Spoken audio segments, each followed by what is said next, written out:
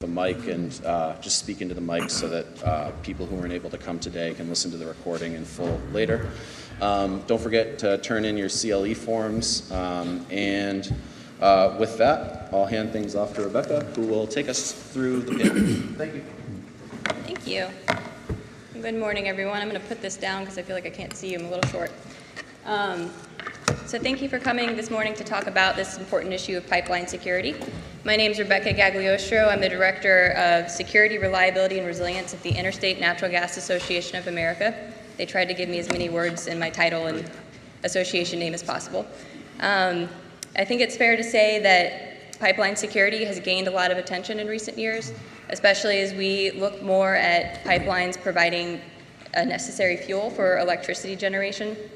It's also true that we've seen an evolution in the threat landscape as well, as we used to be more primarily focused on the threats of third-party excavators and the threats of financial data compromise.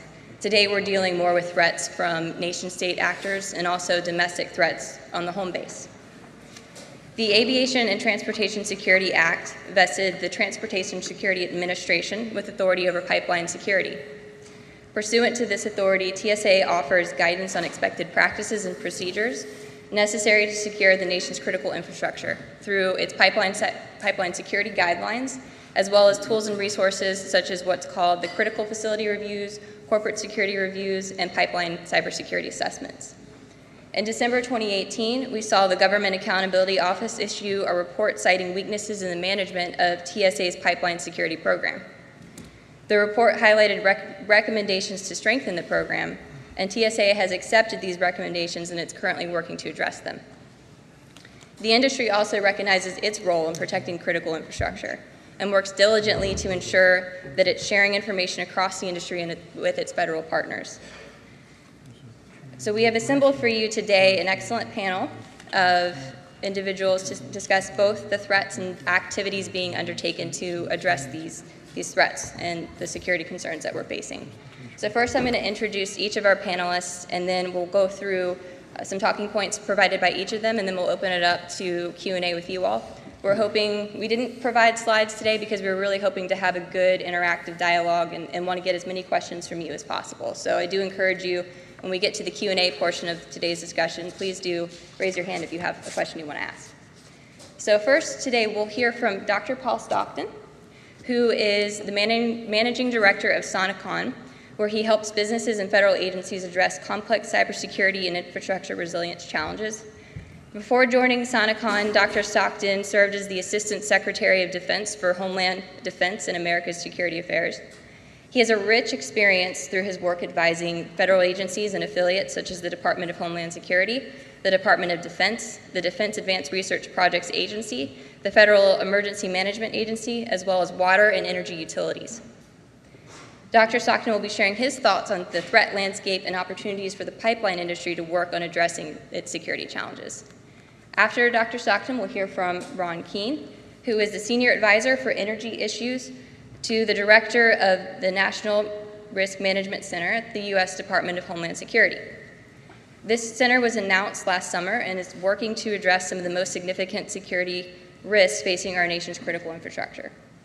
Ron will be sharing information on how the National Risk Management Center is currently working to address cybersecurity risks, and specifically how the agency is working with the pipeline sector. Finally, we'll hear from Paul Davis, who is the Vice President of Information Technology for Kinder Morgan. He's responsible for cybersecurity and telecommunications infrastructure at Kinder Morgan. Paul is also an active member of the Interstate Natural Gas Association's Cyber and Physical Security Committee, and he'll be sharing some of his perspectives on what the industry is doing. So with that, I'm going to sit down with our panelists because it feels weird to be standing over here and looking at them. I'll go ahead and ask Dr. Stockton to provide some of his thoughts on the threat landscape.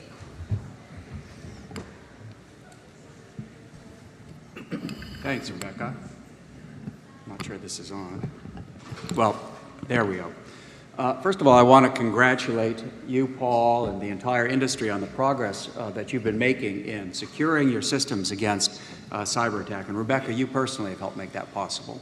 But potential adversaries, above all Russia and China, are intensifying the threat they pose to the natural gas system. And why would they focus on the natural gas system?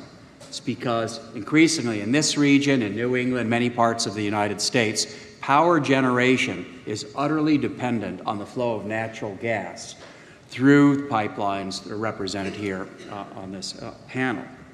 And if you can kill power generation, then you take down the U.S. defense installations, the hospitals, everything else that's dependent on the flow of electricity.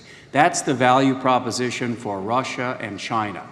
You kill the flow of natural gas, you create cascading failures across all of the infrastructure that's so important. And Ron, I'm really looking forward to your thoughts on that in terms of national critical functions.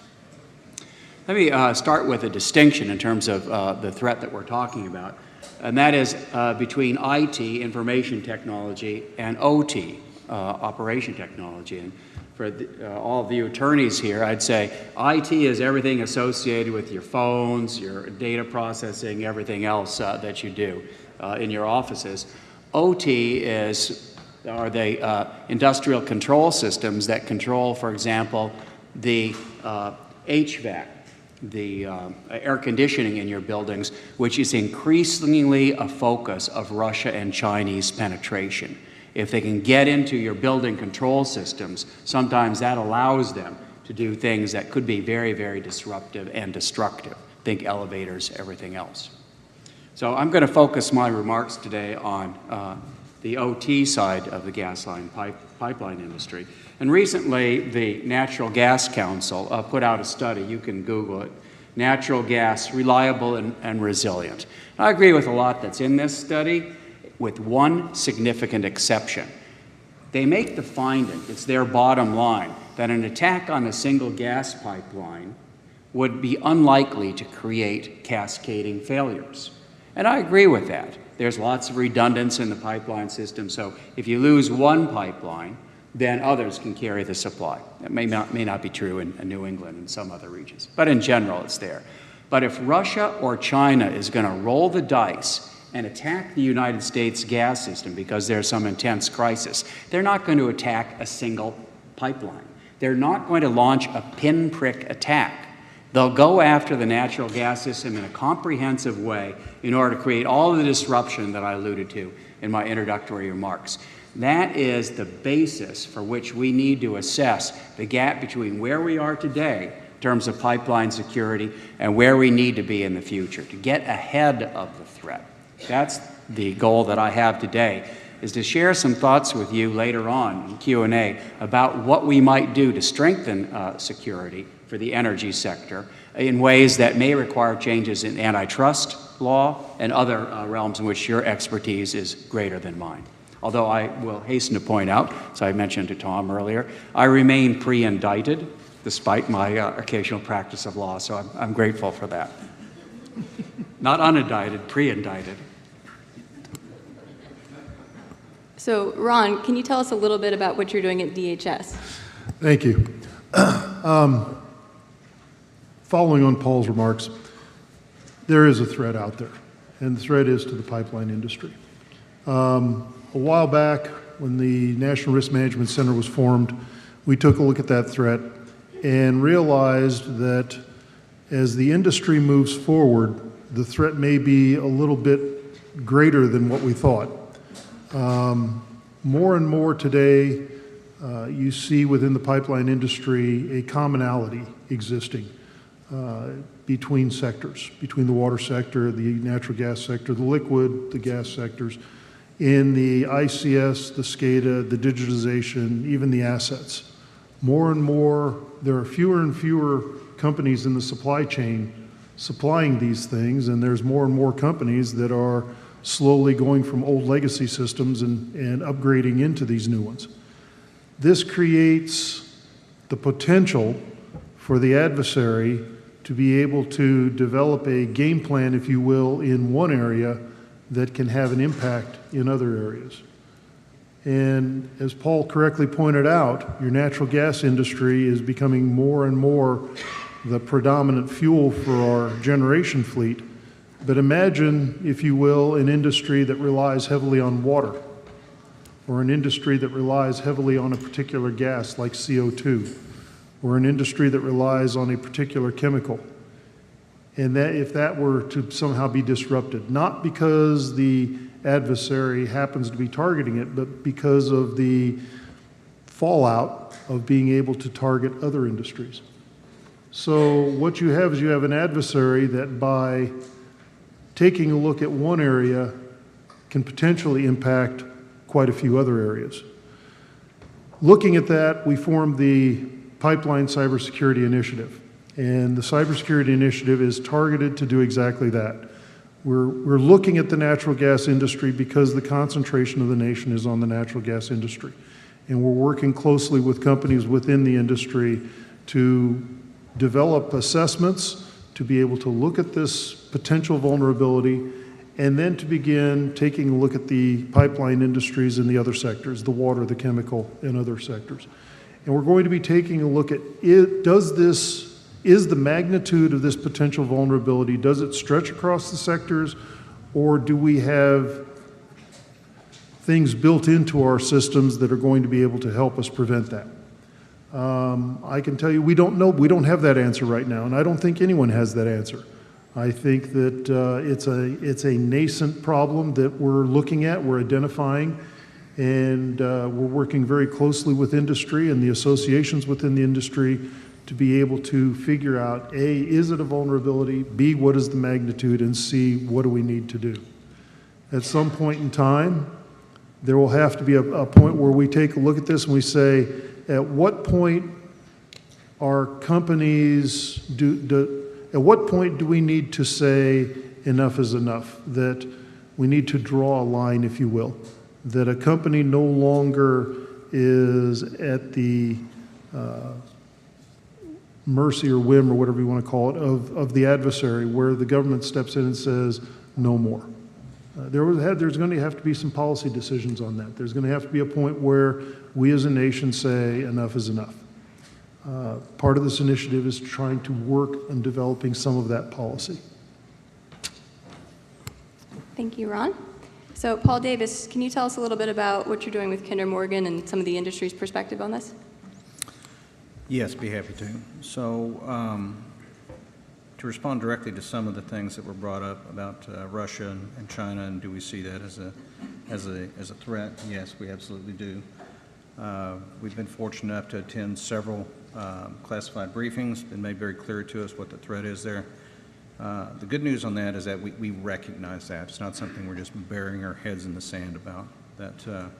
And that's not just at my level or my boss's level. This goes all the way up to the leadership of Kinder Morgan, and from speaking with industry peers, the leadership of their companies. That I know on a regular basis at Kinder Morgan, we meet with the CEO, with the president, with all the business unit presidents, chief counsel, and give a quarterly briefing on where we are on cybersecurity. It's not just what have we been doing, where are we going, or is there any update on industry relations, on government relations, those type of things. And I can tell you that our CEO wants to be briefed, he briefs the board, and expects progress to be made in a timely manner with the targets that we set. I think a big part of that is driving the cybersecurity culture within a company. Oftentimes you'll hear people talk about, or you may see magazine articles or television commercials that seem to indicate that we'll buy this particular appliance or this piece of software and this all goes away. I wish that was the case. That unfortunately it's not. That we do invest heavily in cybersecurity technology as well as experts to help us defend against these things. But something that it's probably been said several times before, I just don't seem to hear it enough, that the cybersecurity culture is something that really shouldn't be at the top of the company. It should be driven all the way down through the company. I would assume that my peers would agree that, you know, how many is too many when it comes to letting an infected email get in or a phishing email? Well, one's the answer. We've had an email phishing program in place for over 4 years. We've made a lot of progress. You know, are we at zero? No. Well, we're a lot better than what we used to be. The amount of things that we drop before they ever get into Kinder Morgan is astounding. We get over 100 million emails a month. We drop 98% of those at the door. They never get in. The ones that actually do make it inside go through antivirus filtering, They go through a reputation filter as far as a URL. So when you're clicking on a link, we run that against a database to say, hey, is this known to be bad?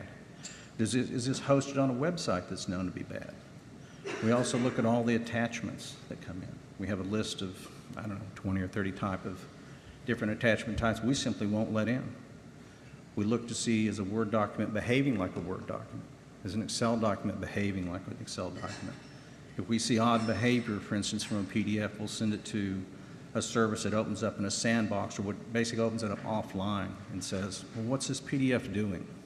Is it trying to reach out to the internet when I open it up? That's odd behavior for a PDF. I'm not going to let that in. If there's any question whatsoever, what we'll do is we'll send the end user a note to our attorneys a lot because they'll get zip files that have a password on them. Sounds like a reasonable thing to do when you're sending confidential data. You know, you send the zip file in a separate email. Hopefully you send the password to it.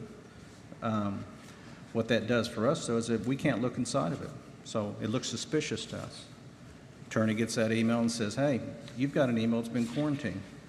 So they'll contact our help desk and they'll say, can you release this for me? Well, our very first question is this business related? Seems like a reasonable thing to ask, but you'd be surprised the number of people that will say, well, no. Were you expecting it?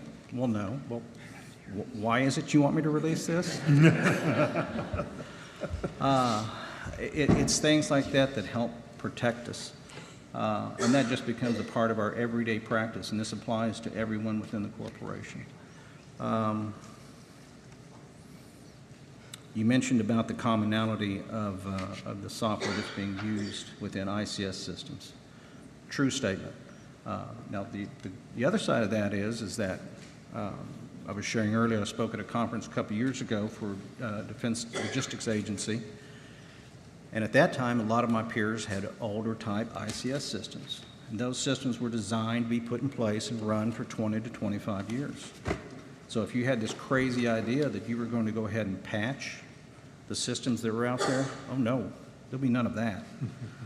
Well, let's put some antivirus out there. No, can't do that either because the vendor hasn't signed off on it. Well, how about upgrading that system?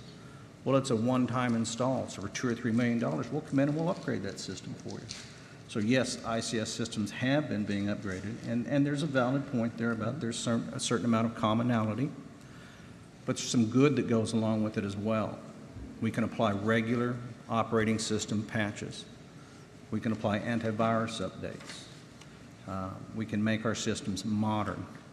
We have other protections in place as well that all of our ICS systems, our SCADA systems, they're not only separated from the business system, they're separated from each other.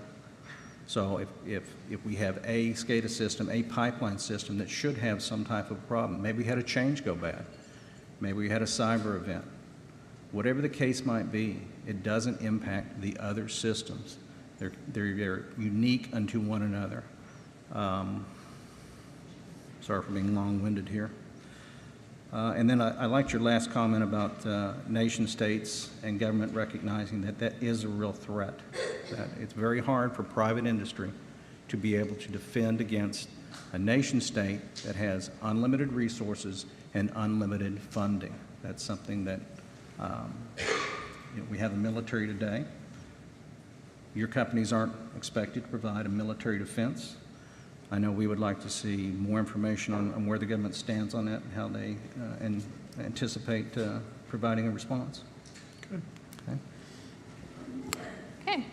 So as I mentioned, we very much want to hear from you all. So if there's questions that come up, please feel free. I guess we have one microphone over here.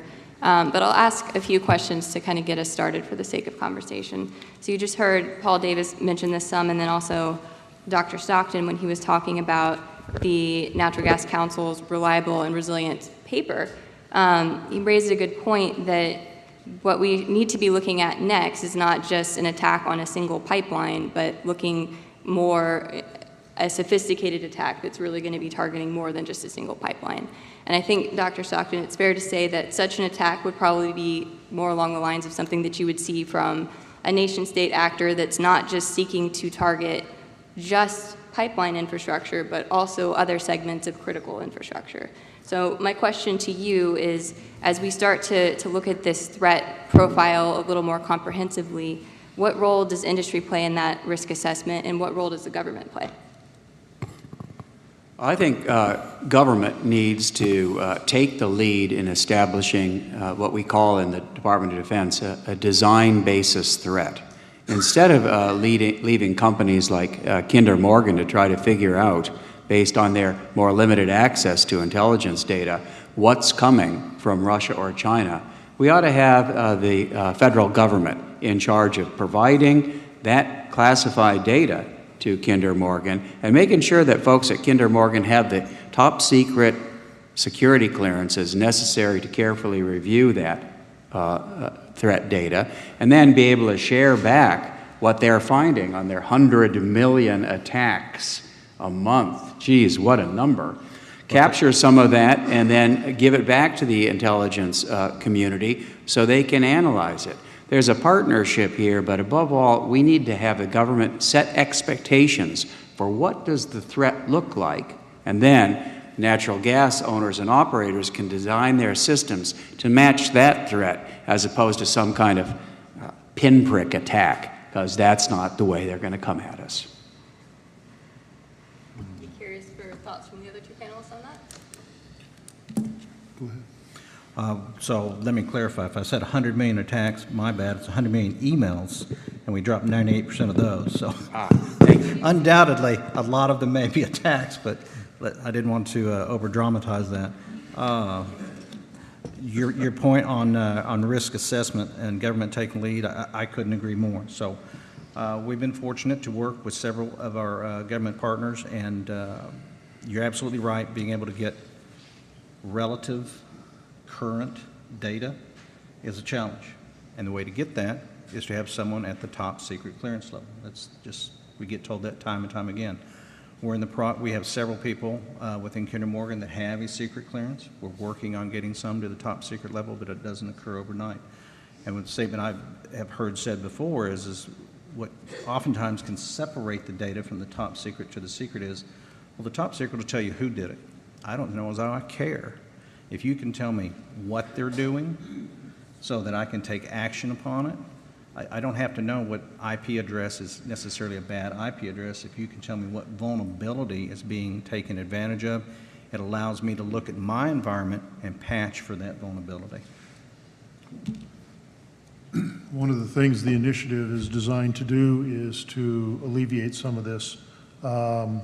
As we gain more and more information from companies, we are going to, one of the things we saw and one of the things that the associations have told us, the companies have told us is, we're not getting data quick enough. By the time we get it, it's old, we can't use it. One of the things we're working at right now, we have a data analysis section, and we're going to be getting this data together as we find it. We're going to be anomalizing it. We do not want to identify specific companies or specific entities, but we're going to be getting it out much quicker to companies so that they can begin using it. Things on like vulnerabilities, things like threats, things of information that the companies can use, and we're working on that right now. We're going to be working with the associations. We have a meeting with them here coming up, and we have meetings coming up with some of the companies where we're getting ideas, we're getting thoughts on what is it you need. The thing that Paul said, we don't need to know who the actor is, but we need to know what they're going for, what they're looking at, what is it they want, what is it they're targeting. That's one of the things that we're beginning to develop. How do we get that information coming in to getting out quicker so that it can be used and it's not stale? Okay, so to take this conversation a slightly different direction, Ron, in your opening remarks, you talked about how the National Risk Management Center is working to identify some of the commonalities in industry. And in particular, you raised the point of supply chain commonalities, which is an increasing consideration. I'm curious from each of you what your thoughts are on how we can address the challenge of supply chain risk management, and in particular, how the industry can be working more closely with its vendors on this challenge. I think that the biggest threat that we're facing right now is corruption of the supply chains on which natural gas and energy systems in general depend. It won't surprise you that many of the components and subcomponents that go into SCADA systems, pipeline systems, natural gas-fired generators, they come from our friends in China. And it may be that for free, China is adding extra functionality to these critical components that will enable them to do fun things at a time of their own choosing. That's the risk that we face. So I'm going to violate antitrust law now. I think, which I love doing. I think that what we need to do with your help is enable companies like Kinder Morgan to harness the market power of purchasers of critical components, get together, agree on what kinds of security standards they want to have, and partner with vendors in order to make sure that there's a strong and consistent market signal from the purchasers of critical equipment to the vendors, so the vendors can say, hey, there's a market for what we're producing. We're going to have products that come later to market and are for sure more expensive, but we know that Kinder Morgan is going to buy them, so this makes better sense than buying whatever's cheap and fastest that depends on Chinese products. Okay. Well, supply chain certainly a hot topic that I think was, a month or two ago, there was an article in the Wall Street Journal about, I think it was an electric supplier that had been compromised, and it was through a nation-state activity that had taken approximately 2 years to come to term. And they'd started with some contractors at different firms, and they planted some malware and websites and that they knew these contractors went to. Eventually, they got the credentials they needed, and they got to where they wanted to go. They had the time, they had the resources and funding, and it's certainly a concern. To your point about hardware, it could be done the same way, and we recognize that supply chain is a problem, and that is something we look at when we're doing contract negotiations, but the real question is how deep do you go? If you do business with Dell or HP or another large hardware manufacturer or software manufacturer for that matter, that and Dell's certainly a worldwide company, and they do have sound cybersecurity practices in place. Does the vendor that's 5 steps down from them that provides them parts to their boards have sound cybersecurity practices in place? That's where, at least in my opinion, that we need to drive towards. But your comment on security standards, something being driven from the industry, would love to participate in something like that. I don't necessarily agree that it would be a cost increase. To me, that almost looks like it would be if Dell or any other manufacturer could come out and say, we do have a secure supply chain from beginning to end. And I think that's something that they could see as added value. Mm-hmm. I don't know as it would necessarily drive the cost Good up. point. By holding their suppliers' feet to the fire and saying, these are the standards. I mean, Dell has been very open in the past about just-in-time inventory, right? How they do it, how they got famous, how they made their money. They're very, very demanding upon their suppliers of, you will have supply depots within X number of miles of our manufacturing facility. And that's historical data, right? And to my way of thinking, there's no reason that a company like that can't say, you will also meet these supply chain standards, or you will not supply parts to us.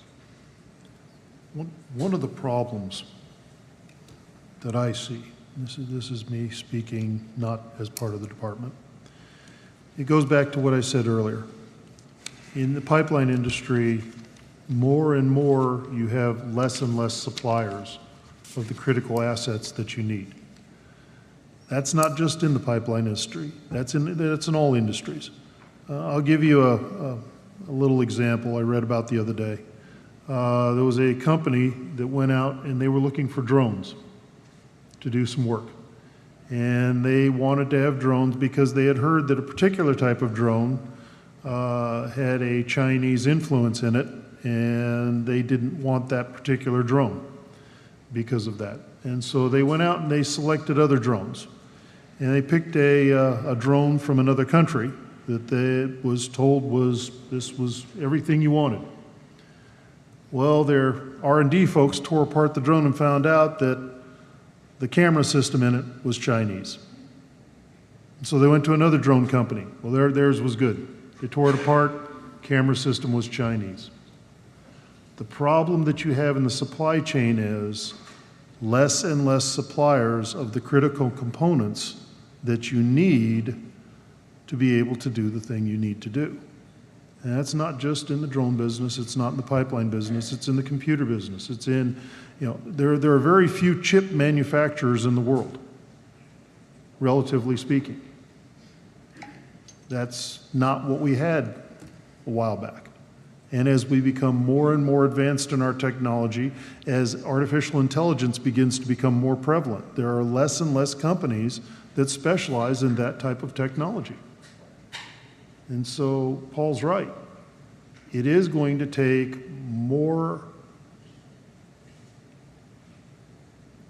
a tighter tightening down of the cyber requirements in the supply chain to verify that what you have in your system is going to protect you, is going to be safe to use. But you may find that there are less and less suppliers being able to supply what it is you need. We have a question from the audience over here.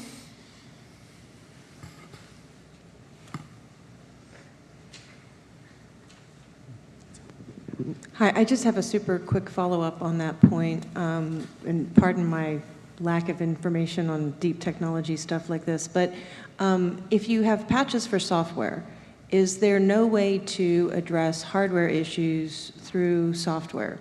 If you're going to be operating a system, so you get a component.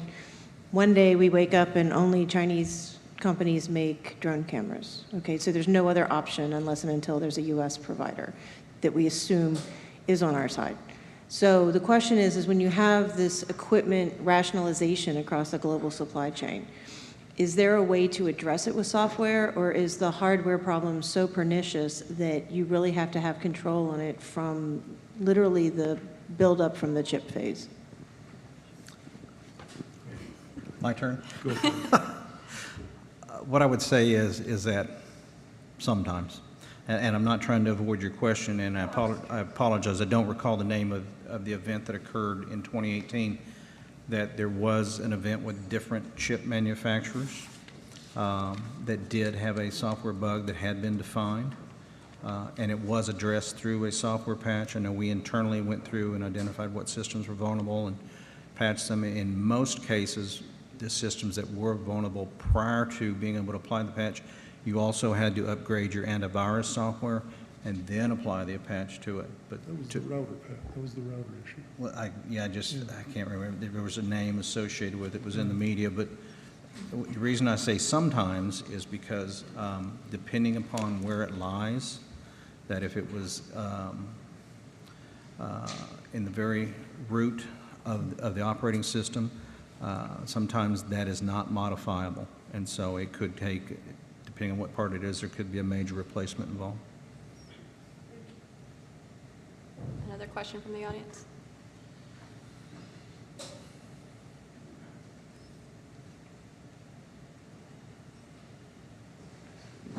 Hi, Tom Tiernan with the Foster Report. A question for the panel and maybe Rebecca, since this might be more applicable to Inga, but the pipeline business is a competitive business, and cost is a factor.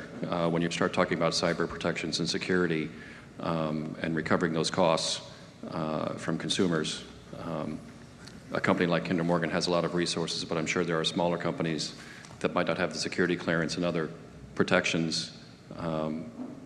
I guess the question is how confident is the industry that the cost is not a factor or could be a factor in the future for cost recovery on some of the security protections?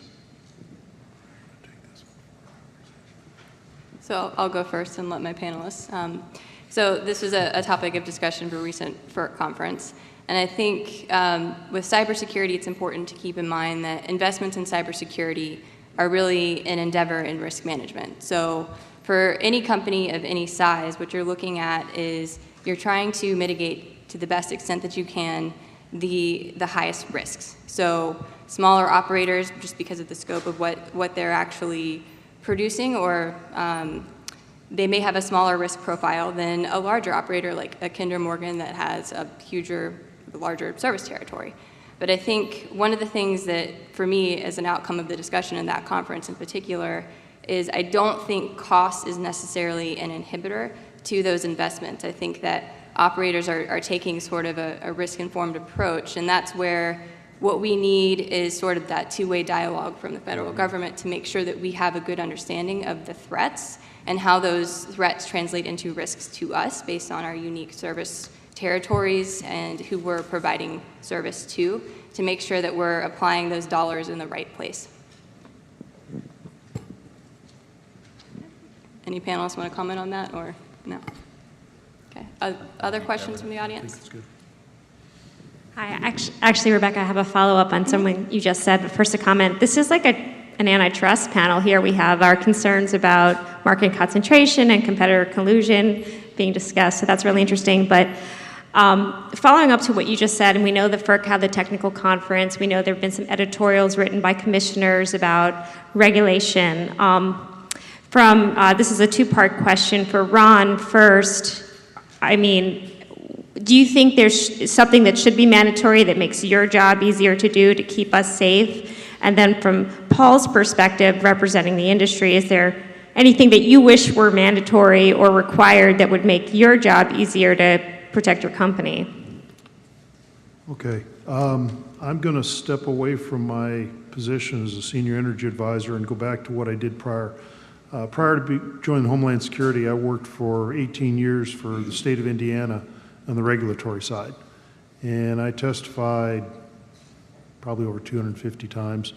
One of the things I said constantly, and there's a couple folks in here who probably remember it, you can be compliant, but you may not be secure. You can be secure, but you may not be compliant.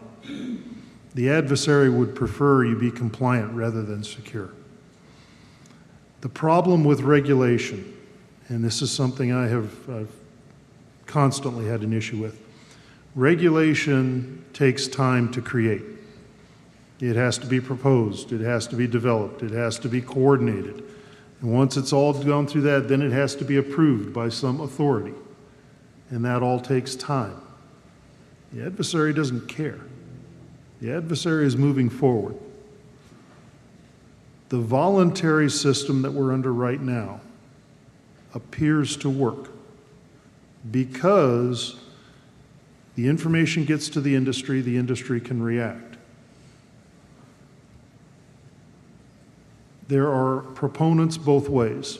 I could also make an argument that regulation would work. But what I've found is that when you have regulation at the state level, it's looked at as the ceiling rather than the basement. If I propose a regulation and it's approved, that becomes the ceiling. That becomes the point you meet. That doesn't become the point you start from. And again, I go back even further than the state and tell you that the adversary isn't waiting. The adversary doesn't play by our games and our rules. They play by their rules. And they play to win, not to be secure or compliant. Well, I liked your statement because I was going to use it about compliance does not equal security. Sorry. Perhaps I read some of your old comments. What I would equate that to is you can study for the test, and you might pass the test. Doesn't mean you know the material, right?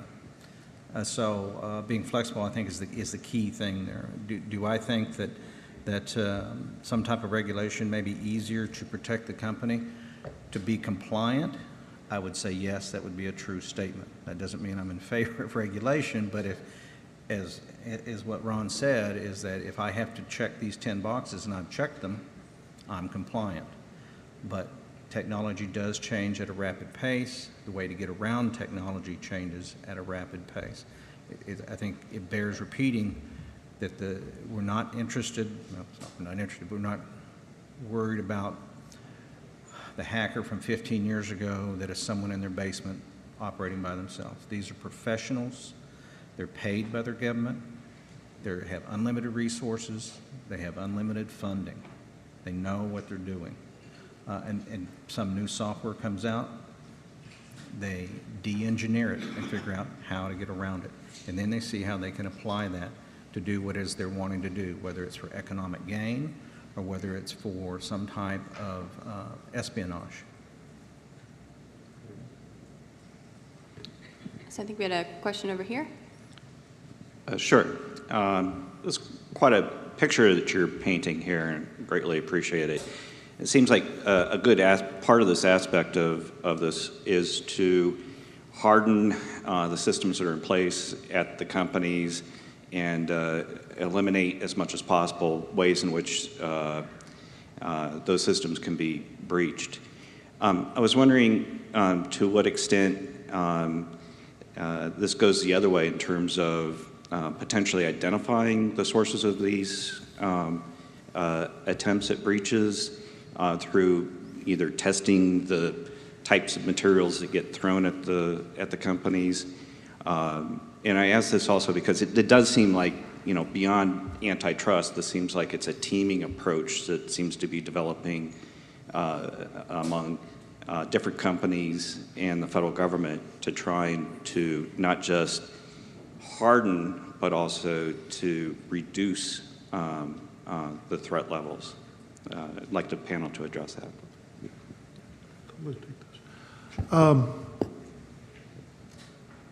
If you've listened to some of the things the Department of Homeland Security has said in the past 6 months, you're going to hear the words collaborative, collective, and cooperative. We have gone from a world where we work independently to a world where, as all of us have said up here, you face a very viable threat, a very real threat, and we have been advocating now for quite a while that it's going to take a collaborative relationship between industry, government, and everyone else, and that includes the labs and the academics. It's going to take a cooperative relationship, and it's going to take a collective defense. And that means we work together. And that's not been done real well in the past, and that's not been successful all the time. But it will have to be done in order for us as a nation, as industries, and it's not just the pipeline industry, it's all the collective industries that are interrelated now. We just released a thing called the National Critical Functions. Those were put out, and some folks will say, geez, there's so few, and others will say you still have too many. The fact of the matter is we could probably keep going with them, but the fact is, if you look through them, is all of the critical sectors are more and more interrelated as time goes. And we need to develop collective defenses. We need to develop cooperative relationships and collaborative efforts to be able to defeat the adversary. Because I go back to saying the adversary isn't quitting. I'd like to offer a slightly different answer to your question. And that is, yes, we need to harden, we need to assess and mitigate vulnerabilities.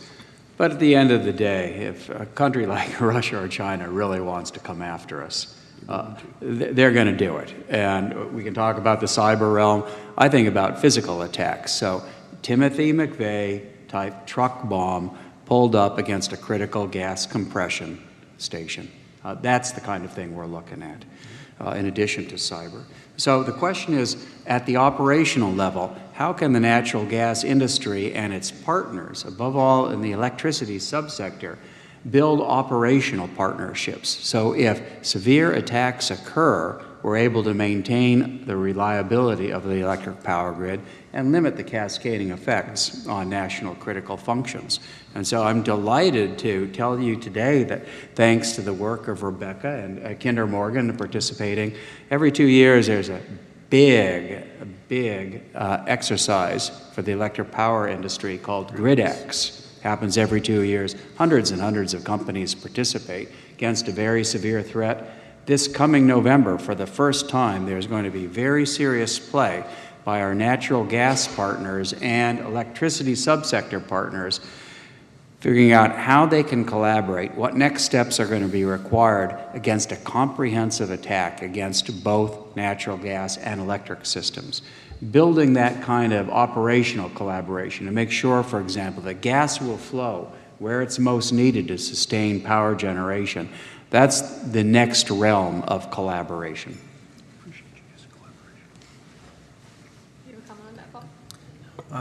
Lot to comment on there. So to get back to your question about hardening systems, eliminating breaches, I agree with what the doctor said, that if a nation state truly wants to penetrate a system, the odds are that they're going to be able to do it.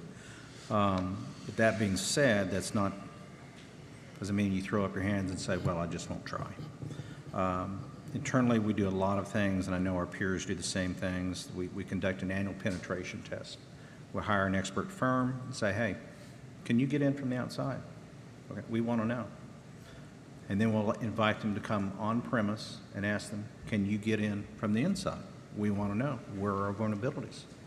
And we've done that for well over a decade. What's new is that in our ICS systems, we're working with the business, and we're going to do a penetration test inside of an ICS system this year. So the threat there is that, as you might guess, we don't want anything to break within an industrial control system. But under controlled circumstances, we think it's worth the risk, and we hope to learn from it to find out, do we have any vulnerabilities?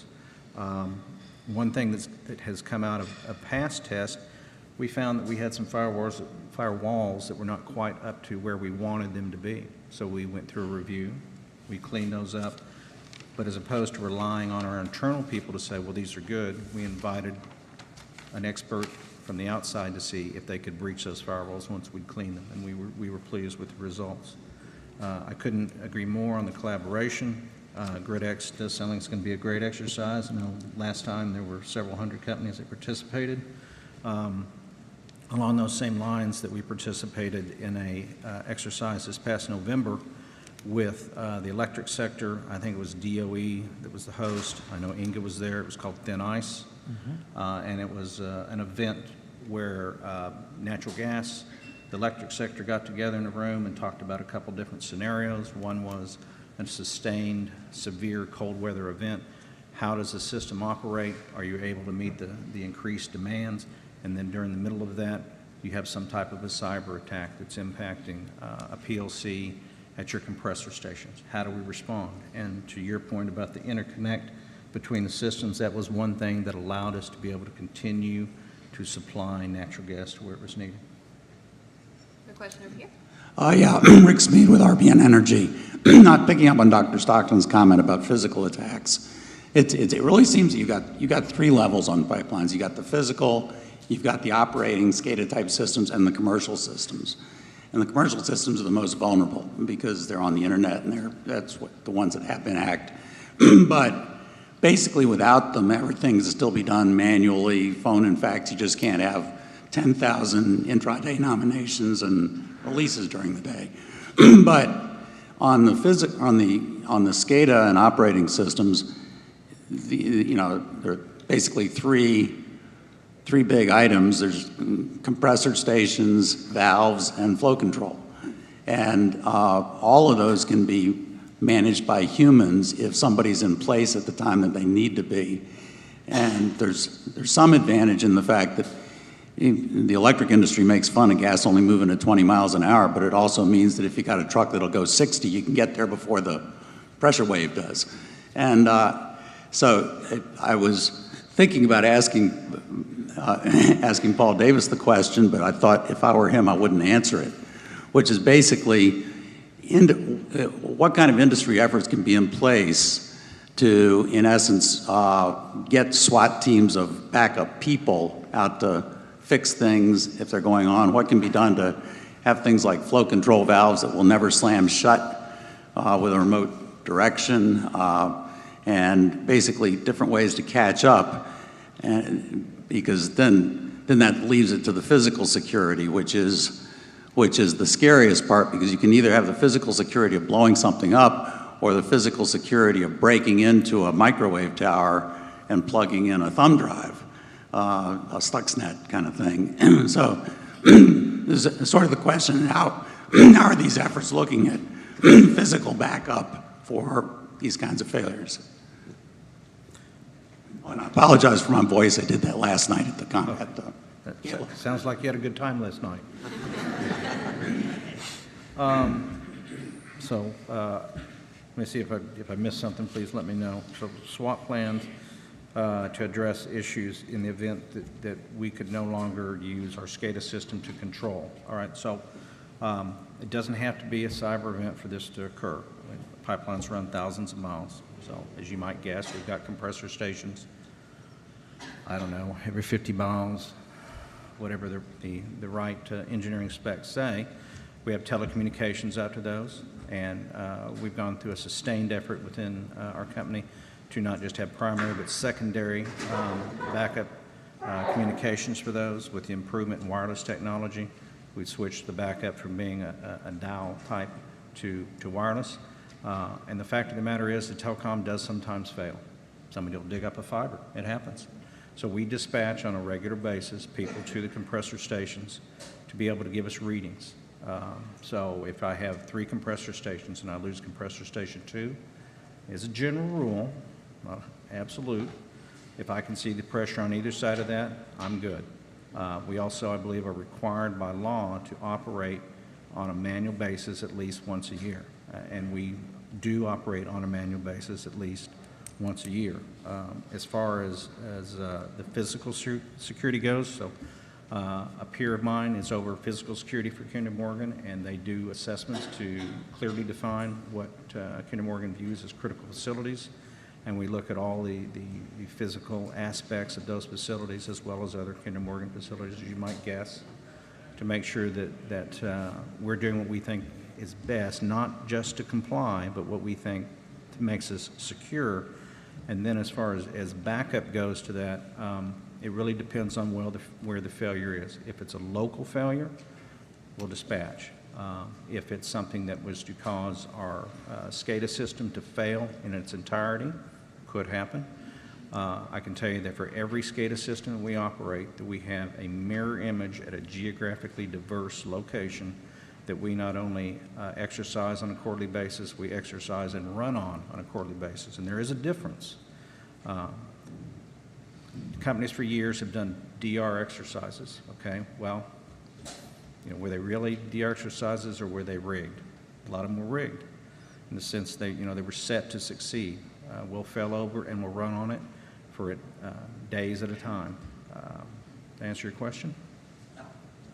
I'd like to follow up because your question begs another one, and that is, again, what is a realistic assessment of a severe physical threat? And a raggedy outfit like Al-Qaeda could put together 4, maybe more teams to conduct simultaneous attacks against the United States on 9/11. Is it possible that there could be multiple kinetic attacks against critical compression stations, especially in states where there's a limited number of major gas transmission pipelines on which all power generation depends? You betcha. So in the electricity subsector and the nuclear power industry, there are standards for what is the severity of the physical threat against which you need to be able to size and structure your security. And I think an equivalent approach by the natural gas industry might be appropriate. Let's reach consensus on how big and bad the threat is, and then make sure, either through voluntary means or other approaches, that companies have what they need in order to build adequate resilience. Question back here. I was just wondering, I think they have supply chain requirements. I think they have supply chain requirements on the electric side for cyber, where you have to certify that you're going to comply with the NERC standards if you're a supplier. I know I've gotten calls from suppliers or IT providers on things like that. Do you think that would help at least to get people aware of in the industry so that they're actually checking licenses, checking backgrounds, doing things that at a minimum, they're not going to stop everybody, but at least it seems like low-hanging fruit. Well, I know a little bit about those critical infrastructure protection standards recently established by NERC and approved by FERC for supply chain risk management. I think it's an important step forward, but as we've been discussing before, I think these mandatory requirements, they're useful for establishing a base. Everybody needs to be at least that good. But then going above and beyond that agreed base, that's where the voluntary benefits come forward. And I think that, from my personal opinion, the problem with mandatory standards, although they have some good aspects to them, they're slow relative to the evolution of the threat. The bad guys can see those standards coming, they're going to ramp up their activities accordingly. So I think voluntary measures have a lot to recommend them as well, especially given the severity of the supply chain threat. I'm just thinking maybe a combination, because Yes. it seems to have had an impact on the electric side for the suppliers. Yeah, I'm exactly where you are. I think both mandatory and voluntary initiatives have contributions to make. Question over here? Oh.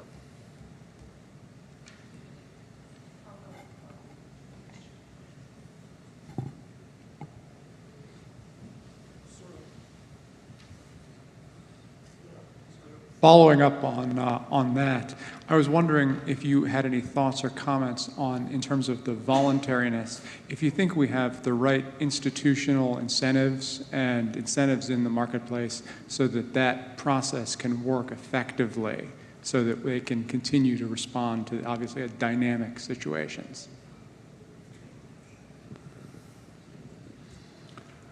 I'm not sure. So I'll take a stab at that first while they ponder. So I think there are a couple of things to keep in mind when we look at what's in play for the natural gas sector in particular right now.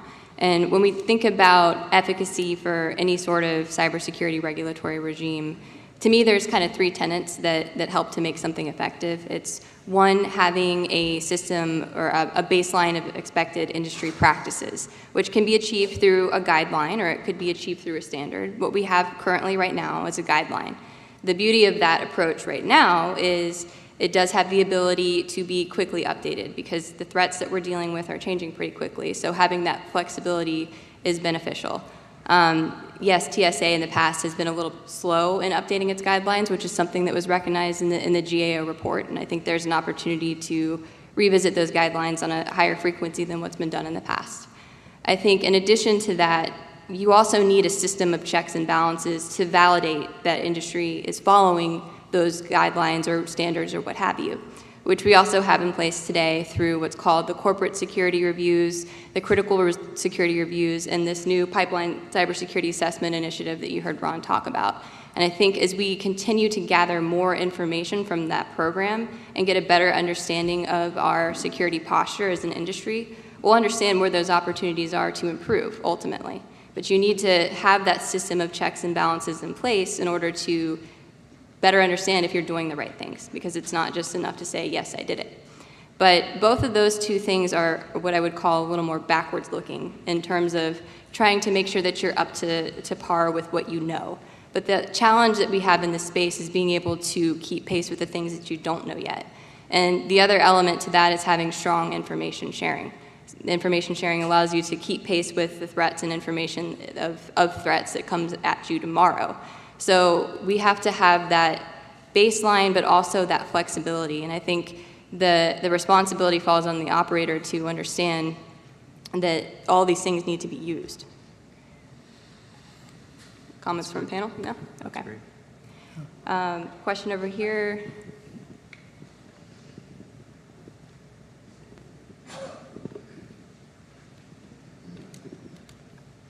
So if I was from an organization that believed that we should keep all natural gas in the ground, this panel would only convince me further that there's no utility in using natural gas for anything. It's a security risk, it's dangerous, it explodes. I mean, you know, develop your scenario. So the question is this a manageable threat? Is this an unmanageable threat? Is this, feeding the fuel of the fire of people who don't believe this is part of our energy solution? And how does the industry sort of get its head around that and work with customers and industries that are relying on it to say that this is still a useful and regular part of our economy and can't just be thrown away because it's part of a different agenda? And so, like I said, these are concerning real issues, and they face the banking sector and they face other sectors. And so how does this fit into pushing back against the political and policy pushes away from using this resource we have in the U.S. that happens to be volatile and needs to be moved by pipeline? Mm-hmm. That's a good question. I mean, first and foremost, there's an abundant resource of natural gas in this country that is an opportunity to be leveraged for our energy future. But the question that you're raising is, I think, around the security concerns that we've been discussing today, which is valid. But it's a concern for all critical infrastructure, and natural gas isn't isolated in that. And I think maybe to answer your question, it might be helpful to understand what we haven't talked about yet, which is the consequences of a successful attack, and maybe the differences in a consequence to the natural gas infrastructure versus the electric infrastructure, for example. So I can speak a little bit to that, but I'd also be interested to hear some of my panelists' take on how we can better understand the consequences. So in natural gas, we do have a diverse supply coming from all over the country, which gives us the ability to isolate an incident. You also have multiple pathways of pipelines to help you isolate an incident. You have underground storage that also provides diversity of supply. We talked about, a gentleman over here mentioned the speed that natural gas moves, that kind of gives us the luxury of time in order to respond to an incident and identify those opportunities to isolate. So the long and the short of that is there is no threat of a cascading blackout in natural gas as compared to what you would see on the electric infrastructure, just by the very nature of the physics of the gas itself and the infrastructure, but also how the system has kind of evolved over time to allow for more redundancies both in supply and the pipelines feeding those critical facilities. So I'd be interested if other panelists have comments on that. Threat is relative and perspective. When you take a look at threat, we talk about Russia, we talk about China, but you also have to take a look at it relatively speaking. Anyone who's going to launch an attack on our infrastructure is launching an attack. It's kind of like when you take a look at EMP. Anyone launching an EMP against the U.S. is launching a nuclear attack against the U.S. That's an act of war. Would we respond back as an act of war? We don't know. It's never been done. If anyone launches a massive attack against the U.S. critical infrastructure, would we respond like in kind? We don't know. It's not been done. But it's perspective. If you as an adversary are going to do this, there's probably a lot that's gone on prior to you doing this. I don't see Russia or China launching a bolt out of the blue attack against our infrastructure without a valid perspective or a valid reason. There has to be something that they are willing to give up to do such an act. Now you can take the threat of an environmental group, say an environmental group against a pipeline in the Dakotas. Completely different threat. Their perspective is local. It's oriented towards a whole different concept. And it has a different motive. So as you talk about threat, and I'm not minimizing the threat of Russia or China or any state actor or ISIS or Al-Qaeda or anyone else. All I'm saying is threat is relative and it's proportional. And you have to keep that in mind.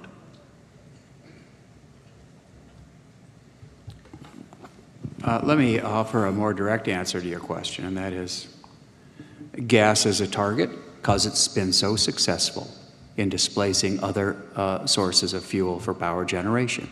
It's low cost, has so many other advantages. You have to transport it, so that creates opportunities. But many other forms of electricity generation have their own risks. So, as many of you know, nearly all inverters for solar energy in the United States are made by Huawei. What could possibly go wrong?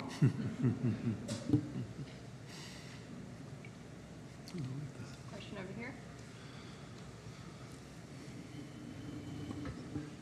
Is it on? Hey, I'm Mosby with Kinder Morgan, and I just wanted to follow up with that question because you raised it at the beginning of your talk, and it struck me as odd. But if I'm going to try and do an attack on the grid, it seems like the least vulnerable place would be the pipeline infrastructure, as opposed to, you know, like what caused the cascading blackouts in the Northeast, a twig, you know, in the right place. And so when you look at, to Ron's point, and I thought it was actually quite direct to the question, this idea of perspective and relativism. I'm struggling with your sort of, at the beginning, I mean, it's a good story and it's catching. But to suggest that the natural gas transportation system is the most vulnerable place for the grid seems to be getting tangled a little bit. So I'd love for you to sort of respond to that and explain kind of why that's the focus as opposed to some of the other areas. Sure. In terms of priority. Yes, I'd be happy to. But, well, I think that we can expect, again, as Ron said, if a nation such as Russia or China is going to roll the dice and accept the risks of overwhelming U.S. response, extraordinarily destructive, then we can expect an all of the above attack. That is, they'll do everything possible to disrupt critical infrastructure in the United States, in part to cripple the ability of defense installations within the United States to execute their critical functions, because they're dependent on the flow of power, in many cases water service as well. So I don't think that there's any special priority that would be attached to natural gas system attacks. I think these attacks would occur simultaneously, including communications.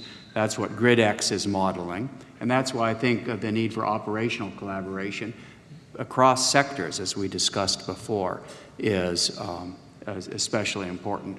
But I would still come back, you know, every region of the United States is different. In New England, is there a potential problem? Yeah, I think so. I think so. I agree with Paul. As I said, you know, it's perspective. You go back to the thing of what is the goal of the adversary? Anytime you look at threat, you need to probably put yourself in the perspective of the adversary themselves. What are they trying to accomplish? What is the goal? As Paul said, if they're going to attack the U.S., it's not just pipelines they're going to attack. They're going to attack those critical nodes, whether they be pipelines, telecommunications, banking, whatever, that allows them to achieve the objective that they have in mind. And if you understand that objective, then you understand why their attack is focused in the way it is. Pipelines are simple. They go across great stretches of territory, and they're relatively unprotected, and they're an easy target.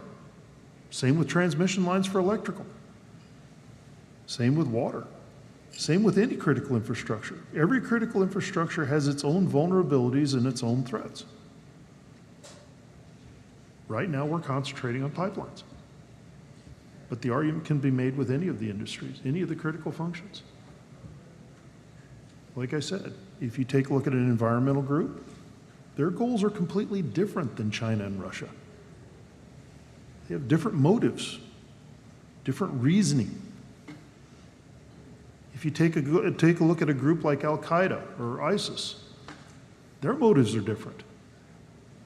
Completely different, their reasoning is completely different. And so their incentive, their reason for what they're going to do is probably going to be different than a Russia or a China or an environmental group. Understanding those helps you to understand the threat and helps you to be able to negate or mitigate that threat. So there's one last question I want to ask before I let you all go eat. As we think about the interdependence question in particular between natural gas and electric generation, I think it's fair to say that there's a responsibility on both sides of the table to find those solutions to both identify, protect, prepare, and recover from threats that we're facing, because there are implications both ways. So I'm curious to hear from the panelists, beyond what's been discussed so far today or this morning, what some of those opportunities to better coordinate on both sides of the table might be. Well, I think some have already been mentioned, that obviously GridX, I think, is a great opportunity.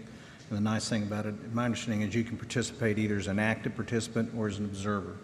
So if you're not an electric company, you still have an opportunity to learn, especially if it's your first time to the exercise. Another program that we're very keenly interested in is the Energy ISAC has a program called CRISP that serves as, I think, the conduit between the government and the electric industry on relaying critical information. There's a like program that's being developed for the oil and natural gas sector, and that hopefully that the electric and the oil and natural gas sector can get to a point where they can more easily share information. Lastly, I would say that I think it's the Electric Sector Coordinating Council recently met. I think they meet on a quarterly basis, and they invited 2 CIOs from INGA, one of which was the Kinder Morgan CIO, to participate. I'm not sure how much interaction or input they had. It was the first time that they had attended. But the good news is they were invited. So it's sort of that olive branch, if you will. Let's begin this process and start talking. Let's see what information we can share, what commonalities we have, and where there are differences, how do we work through them. I'd urge that the natural gas industry and all critical infrastructure industries look at end-to-end security requirements. So one of the big problems in the water sector, for example, is that even if you secure your water treatment facility against cyber or physical attack, you depend on the flow of chlorine and other chemicals that can't be stored on large scale on site, or you go down hard. And that supply chain creates a vulnerability. What are the chemicals required for gas processing? How much dependence do we have for gathering on the flow of electric power?